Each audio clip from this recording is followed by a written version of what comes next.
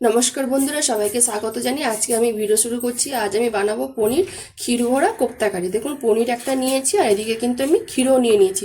প্রথমে আমি পনিরটাকে গেটাপে কুড়ে নেব। গেটাপে আমি কুড়ে নেব হালকা হালকাভাবে চেপে চেপে। দেখুন সুন্দর কিন্তু কুড়া হয়ে যাচ্ছে। পনিরটার মধ্যে আমি কিছুটা কর্নফ্লাওয়ার দিয়ে দেবো, পরিমাণ মতো নুন দিব। যেটা ভালো করে আমি একটা মেখে নিয়ে একটা ডো তৈরি করে নেব। এর মধ্যে আমি একটু ঘি দিব, ঘি দিতে ভুলে গেছি। ভালো করে মেখে নেয় একটা আমি ডো তৈরি করে নিয়েছি। এবারে এই খোয়া ক্ষীরটা অল্প একটু আমি জল দিব, এটা একটু ভালো করে আমি হাতে একদম মেখে নেব। দেখুন ক্ষীরটাও কিন্তু ভালোভাবে মেখে একটা ডো তৈরি করে নিয়েছি। এখান থেকে আমি একটা ছোটো ছোটো লেচি কিন্তু আমি সব তৈরি করে নেব। দেখুন সবগুলো কিন্তু গোল গোল করে লেচির মতো আমি করে নিয়েছি। দিয়ে একটা পনির গোলগুলো নিয়েছি। দেখুন একটা খোলের মতো তৈরি করে নিয়েছি। এবার এখান থেকে আমি খোয়া ক্ষীর নেব, এর ভিতরে পুরটা দিয়ে দেব, দিয়ে আবার মুখ বন্ধ করে গোলভাবে তৈরি করে নেব। একটা আমার তৈরি হয়ে গেছে পনিরের ক্ষীরের পুর ভরা কোপ্তা। এইভাবে বাকিগুলোও আমি তৈরি করে নেব। দেখাচ্ছি, পনিরের বলটা আমি নিয়েছি, এর মধ্যে আমি ক্ষীরটা ভরে দেব, দিয়ে এই পাশে চারপাশ মুখটা বন্ধ করে দেখুন এই যে তৈরি হয়ে গেছে। সব তৈরি করে নিয়েছি। এবারে আমি ভেজে নেব।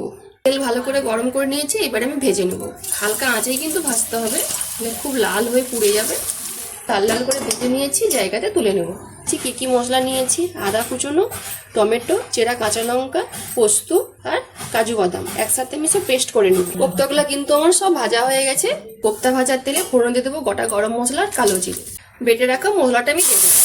1 চামচ কাশ্মীরি লঙ্কা গুঁড়ো, অল্প একটু হলুদ গুঁড়ো, 1 চামচ জিরে গুঁড়ো, 1 চামচ ঝাল লঙ্কা গুঁড়ো, অল্প একটু মশলা ধোয়া জল দেবো। মশলাটা আমার ভালো করে কষানো হয়ে গেছে। দেখুন সাইড থেকে তেলও ছেড়ে গেছে। এবারে আমি পরিমাণ মতো জল দিয়ে দেবো, পরিমাণ মতো নুন দিয়ে দেবো, 1 চামচ চিনি দিয়ে দেবো। আমি ভেজে রাখা কোপ্তাগুলো সব দিয়ে দেবো। আমার তরকারিটা কিন্তু হয়ে গেছে। এবার উপর থেকে গরম মশলা গুঁড়ো দিয়ে দেবো আর 1 চামচ ঘি দিয়ে দেবো। ভালো করে মিশিয়ে আমি নামিয়ে নেব।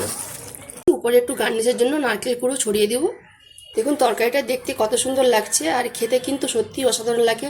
রুটি, পরোটা, ফ্রাইড রাইস যে কোনো দিয়ে খাওয়া যায়। দেখলেন তো পনিরের পুরভরা ক্ষীরের কোপ্তাকারি কিভাবে বানালাম। যদি আজকের রেসিপিটা ভালো লেগে থাকে তাহলে অবশ্যই একবার বাড়িতে বানিয়ে খাবেন আর আমাকে কমেন্টে জানাবেন। যেসব বন্ধুরা আমার রান্নার ভিডিও দেখতে পছন্দ করেন তারা আমার পেজটাকে লাইক, কমেন্ট, শেয়ার করবেন। যারা ইউটিউব চ্যানেল থেকে দেখছেন তারা সাবস্ক্রাইব করে পাশের ঘন্টাকে ক্লিক করুন। সবাই ভালো থাকুন, সুস্থ থাকুন আর সাবধানে থাকুন।